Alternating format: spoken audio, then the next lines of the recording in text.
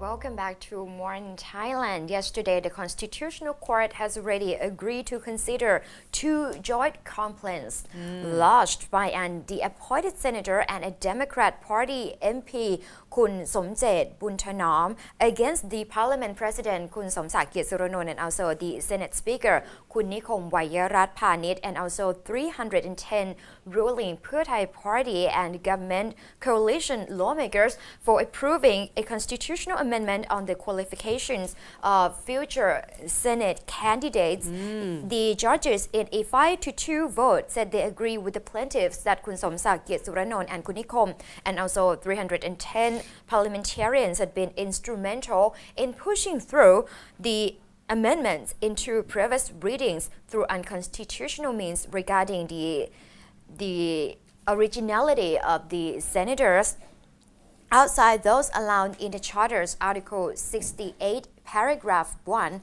The 5 judges did not give more reason as to why they did not issue an injunction on the third reading that has been set for the 28th. Right. The amendment stipulates that the future 150-member Senate must be entirely elect. But currently, 75 senators are appointed under the post-coup constitution. The amendment allows relatives, children, and spouses of elected senators who are friendly to ruling Pheu Thai Party to run in the future Senate elections as well. Kun Somjet Buntanom, he is the retired Army General and the appointed senator. And Kun Virat Kalayasiri, the Democrat MP, the joint plaintiffs are against the amendment because they said that they deemed it favorable to the Pheu Thai Party and also the coalition party in the government. The 2 judges who cast minority votes explained their decision that the authorized to make such an accusation in the complaints. And they said that Kun Somsak and Kun Nikom's actions in the 2 previous readings are deemed unconstitutional. Also, it's not about the Senate selection per se. It's more about the fact that these two were not being, especially Kun Nikom, with the whole... He abused his power that's in what, the parliament. That's what the Democrat claims at this point. All right. And the court still needs to rule on the complaints before October the 20th, a 20-day period when an amendment is passed after the third reading, which has been scheduled as I said. The reading is scheduled for the 27th, and the voting will be on Saturday, the 28th. Right. Okay. Interesting. Well, obviously, there's a lot going on in politics, especially yesterday. Like I said, there's a lot going on in the Parliament's House itself because, this still ongoing yesterday in terms of the government producing what we can call it a progress report of the first year. Achievement. Yeah, achievement report because, technically if you're going to do a progress report, it should be a second year already. This is, they're moving to the third term already. Now at this point, they said that yesterday, one of the things that highlighted is the fact that the Democrat Party or the opposition party actually posted quite a bit of the complaints against the government, especially Kun Chinawan Bunyakiet from the Nakhon Si Thammarat province MPs. He said that he would like to rank 10 of the, mismanagement of the government or the failure in management. The first one he said that is the fact that everything is more expensive at this point.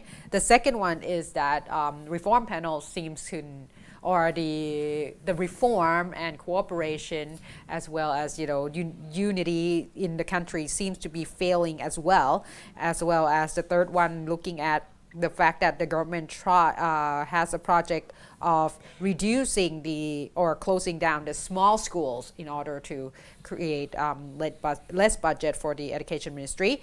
And the fourth one looking at the amnesty bill and the problem that is created. The fifth is talking about the fact that situation down in the 3 southernmost provinces is still not good. 6 is the rice pledging scheme, of course, and the 7th is the para-rubber price protest that has been ongoing, as well as the 8th one talking about the first car and first home project, where obviously at this point some of us still haven't received the money. And the last one was talking about the loan that will become a public debt very, very soon, the 2 trillion baht loan. So at this point, คุณนิวัฒน์ Thamlong Bunsongpaisarn, obviously the commerce minister has to come out and say that, well, they could actually show a report of progress and benefit that create from this particular program.